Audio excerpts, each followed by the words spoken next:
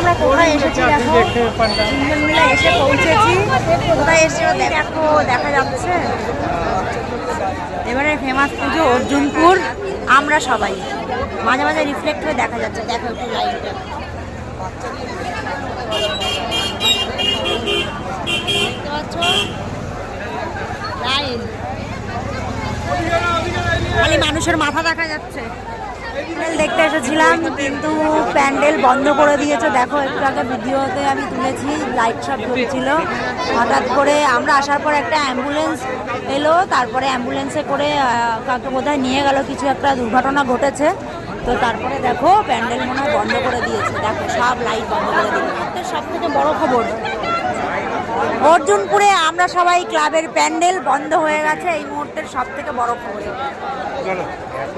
যে প্যান্ডেল নিয়ে এত মাতামাতি চলে, বন্ধুরা প্যান্ডেল বন্ধ হয়ে গেছে, তাই নিয়ে হচ্ছে। দেখো অর্জুনপুর ক্লাব বন্ধ হয়ে গেছে, অর্জুনপুরের প্যান্ডেল বন্ধ হয়ে গেছে, লাইট সব বন্ধ করে দিয়েছে। এটা দেখতে এসেছিলাম, দুর্ঘটনা ঘটেছে যে কারণে প্যান্ডেলটা বন্ধ করে দিয়েছে।